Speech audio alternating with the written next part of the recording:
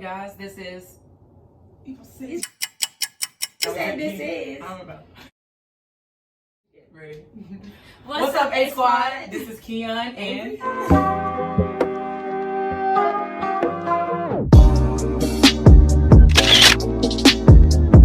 So we're coming back after a little small hiatus to tell you guys that we did go through our first cycle of IUI procedures. This video will it will not be that long, but we will go kind of into detail on what Breon experienced and how I was a support system. And we do have our iPad right here, so we can go through notes.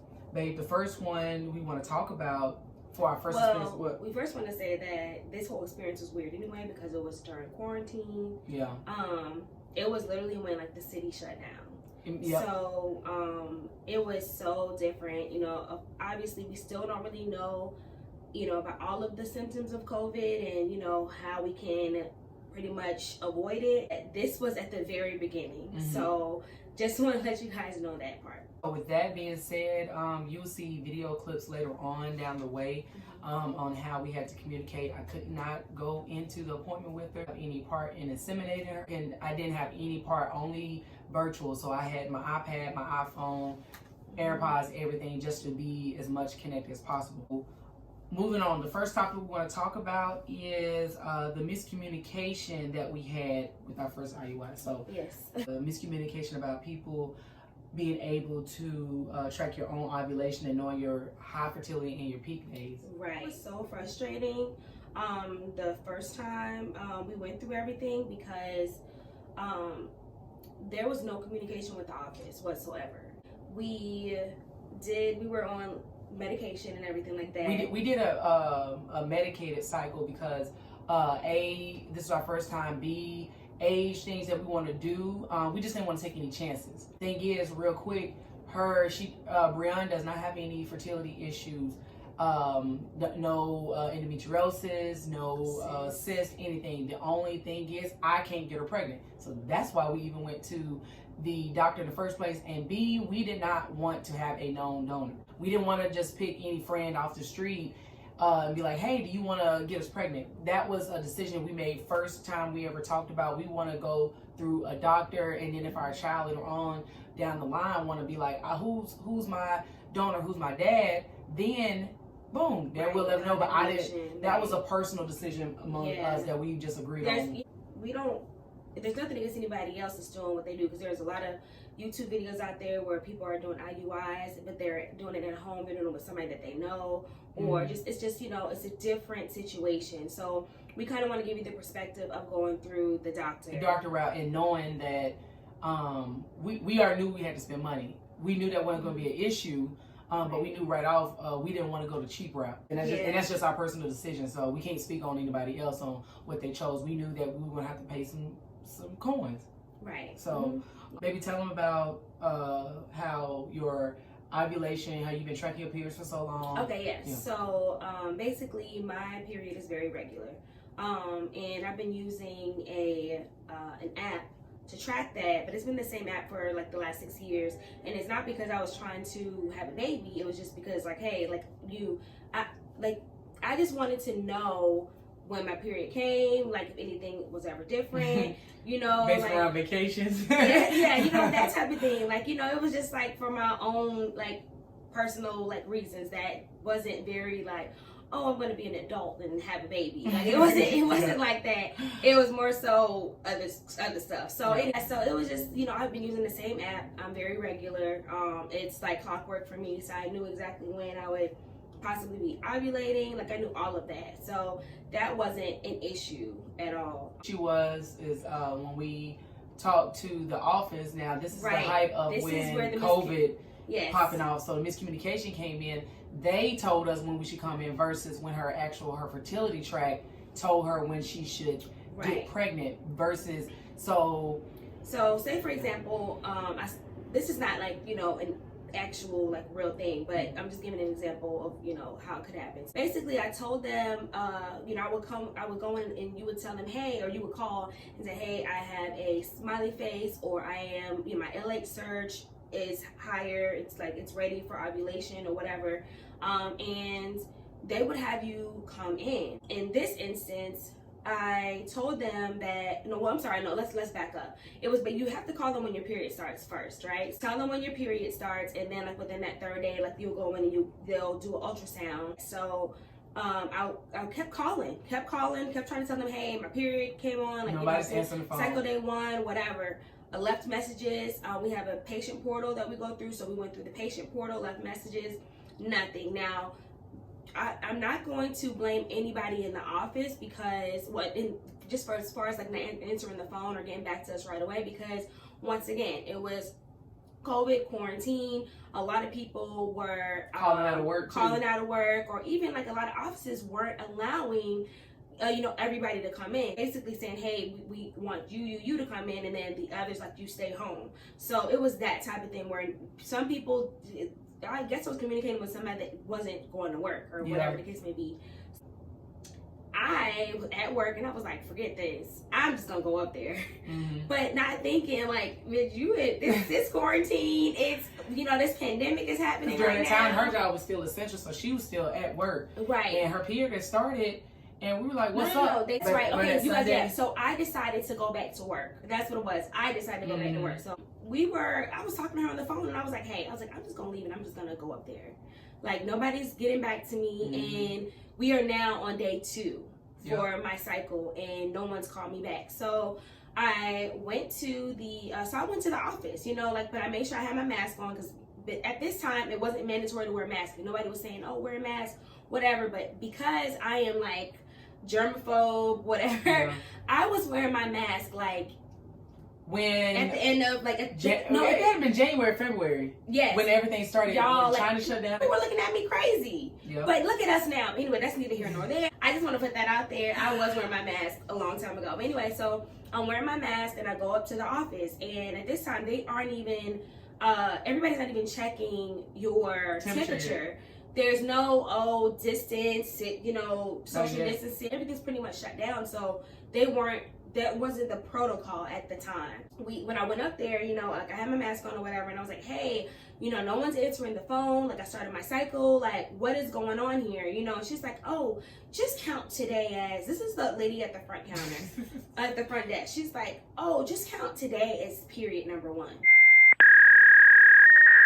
Your first cycle. And I'm like, but it's not. But it's not. So this threw everything off at least 2 days. So fast forward, okay, so now we're at we're checking the follicle check. So to see how they put her on Clomid, and I do that for 5 days. 5 days.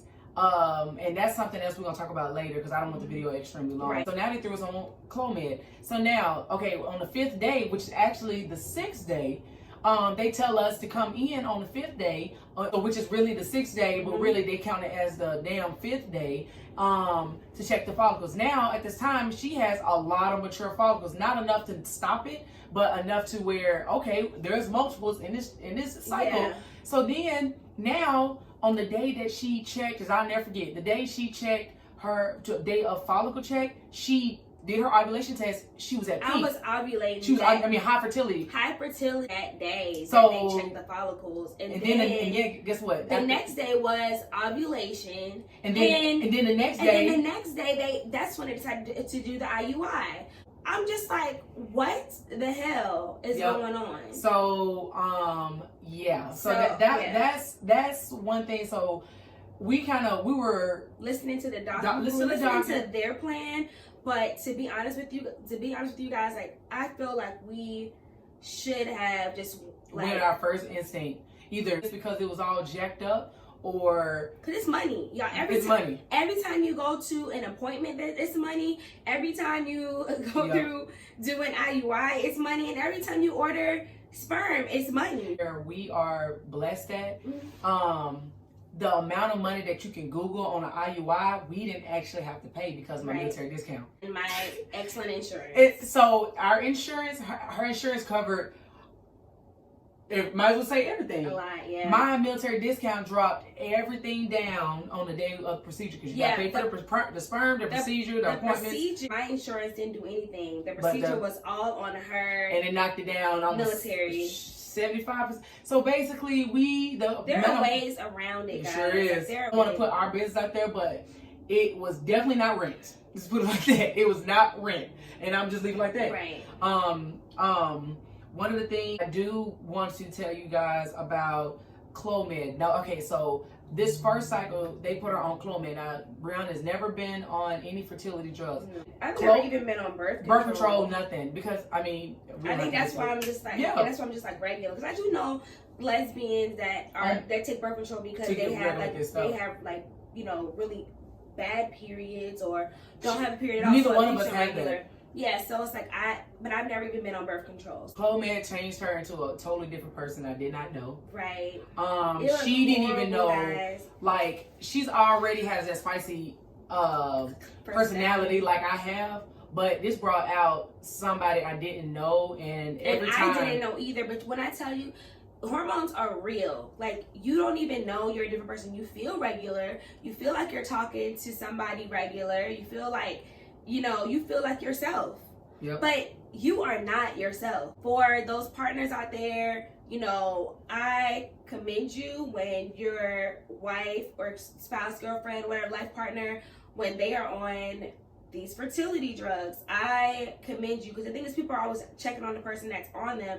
You need to check on the person that's supporting them as well, because it was rough, guys. It was rough. I made sure that, because we did not know, we were still keeping hope. I kept hope even after we did the blood test. And the medication it gives you all symptoms of pregnancy. Yeah. The only thing she wasn't throwing up. She not really any breast tenderness.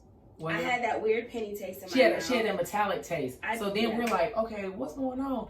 My boobs were like so sore. Were they sore? Oh. Remember, you couldn't even I couldn't hardly hug her. It was horrible. She was angry, very, very angry, and the whole time I just made sure that just in case if she was pregnant, she just be patient. Anytime she even just that, y'all, you would cry, like literally cry, and I'm not a crier. I don't cry like that, like, and I would just cry, literally, like. Yeah. Random, y'all. Like, we'll just be like sitting there talking about, like, just riding past like McDonald's. Like, I don't know why I'm crying. I haven't had McDonald's in years, like, and I'll just be sitting there like, oh, I just McDonald's. That just random. And not even just a small cry. I'm talking about ugly face cry. Yeah, you don't have no ugly face. Oh, but it was rough. It was rough. So and it just after the stuff got out of her system. So long story short, if y'all can tell by the story, it did not work the first cycle. We had to regroup. And what I mean by that is we drove ourselves crazy. And the thing is, it's hard sometimes for straight people in our life or couples to realize, oh, why are y'all so hyped up about waiting and stuff? This is something that you invested. This is a child that you want. This is money, heart, or not time. saying they don't want their child. No, I'm just saying that, but you have to see from a person, like, you literally have to go make a baby. It's like something that isn't going to work, because it's not something I can just lay down and just keep repeating doing all the time during this whole week of her high fertility. No, it's like straight couples would. They will just keep having sex, like until it just hit the whole time. Like when you reach your like high fertility, that week, that window, you're in high fertility, but you may not be ovulating yet. So they will start having sex during high fertility and just continue to do it. So ovulation is supposed the whole time. 3 days or whatever. But with us, you got that one chance. That's it. Like, so you have to time it. Yes. And I don't think they understand. And then, we learned a lot during this process on even stuff I didn't. I've been a woman my whole life and didn't even know about none of this. So we were able to educate even people that have kids. You only have a window of when you can have a baby. There are actually times in the month where it's impossible for you to get pregnant. Yep. Whether or not you have any issues or not. Like, there are actually times like it. Just because that's how our body works, there are times where it's just impossible for you to get pregnant. That week after you have your period, that's when you're the most fertile. A couple of days in it. That next week, like, that's when you are. And girls are usually like, oh, my period, let me just go have sex. That's how you got pregnant. Yep. You need to wait 2 weeks after. If you're trying to just do and not have results, right? Have repercussions. That I want to tell you, also, like I mentioned before, do not drive yourself crazy. We drove ourselves completely crazy. Don't compare your body, your journey to anybody else, your friends that have kids, people on YouTube. don't compare symptoms, because each thing, we drove ourselves crazy, meaning we tested all the way up until the test of we tested early, we tested too early, I'm talking about, I can't tell you how much money we spent on pregnancy tests just to see, because we were anxious. We drove ourselves crazy to where it was like I was mentally exhausted, and I gave myself so much better than her. Yeah, because I mean, I had gave myself so much hope. It became I know I drove myself crazy. So another thing is that we want to do, what you was gonna say? Oh, nothing. I do is tell you, keep it private until you're ready to share, and that's even with friends and family. With our dynamic, we have, I don't necessarily say we have a lot of things working against us, but about our age, we want to make sure we're out the clear before we just start blasting stuff to the world. People that do know, obviously, would be immediate family, her twin sister, her mom, and maybe my sisters. Like, that's it. Like, we want to make sure that baby sticks. We want to make sure that we out the clear, because it's a lot of, black women don't make it a lot out of all this stuff, and we have a lot of issues having pregnancy and stuff like that. So we want to make sure that before we just blast it to friends and family, that we know what the hell we talking about before we do it. So and don't feel pressured. Like, people know we're trying and whatever, but when we actually tell them, it's gonna be our business, because it's our baby. It's like that. Another thing I want to tell you is it will be hard, but try not to question your body. We've had to have a lot of hard talks about, hey, how many cycles are we going to try before we be like, forget it. We both know, because at one point we both were like, hey, we're going to be those fun aunties. Now we done fell in love, and we want to say, okay, let's start this new chapter in our life. And we know it's not going to be overnight, clearly, because we already went through a first cycle. But how many times are we going to keep trying until we drive ourselves crazy? We have our number, and that's the number we're going to keep to ourselves. But we have that number, and that's something that you guys got to talk about. Like, be realistic. You have to have those hard discussions, and that's what one of our close friends, they're a couple that went through this and they were successful. They let us know before we even started the journey, like, hey, before you do this, you may want to have these hard discussions on the what ifs. And we did, and I think that was some really good advice, because you don't think about it. You can just think about, oh, happy, like, but no, there are some like sad times, there are some frustrating times, but you have to have a strong foundation. I think our foundation is strong, and so we were able to make it through, and it was fine. Like, I'm so thankful that she didn't, like, I didn't scare her away with all these mood swings that I was having. I didn't know. Yeah, and I can see, and we joke around, but maybe I should say that, but forget it, it's our channel. We joke around a lot about stuff like that, but I told her, I see from, like, if I was just a baby daddy and not really having no ties, and oops, child, if you wasn't mentally prepared to be with a person that you got pregnant and they start going through these mood swings, I see why there's so many baby daddies and baby mamas not together, because if you not really in love with that person, that first trimester is crazy. But I told her, I said, I can really see that, because you have to really love that person to stick it through. You can see why I'd be like, I'm out. Because it's hormones. Like, the thing is that it's rough, the female, they don't know. They have no idea that they are taking it to 1,000. They're thinking, they're saying, oh, go take out the trash. Go take out the trash. They're saying, take the fucking trash. Yep. Like, you know what I mean? Like, but it feels to that person that they're saying, take the trash out. It's crazy. I told her, and just to let y'all know, you will have a video coming up soon on us trying again. I told her this next time, like, after when she snapped out of that medicine, cleared out of her, I sat her down and said, hey babe, this is what you was saying to me. Every time you said something, I said, I want her to reflect and be like, every time I said something, did you not notice that? I would be like, baby, why did you say it like that? I ain't say it like that. And then so now when she snapped that up, she was like, oh shit, I was saying it like that. So even with us trying again, I told her, I said, hey, I'm not gonna argue, I'm not gonna do anything like that to make you flustered, just in case. And it's important not to stress out. Yeah, I would not be the factor of stress. She didn't want to stress me out, because it's very important that when you're going through this journey, that the person that is actually carrying, that there's no stress. Yep, because stress will do some stuff too. So you to take on a lot for that person, because they're not going to be able to do it. We want to give y'all an insight of our first cycle. It was not successful.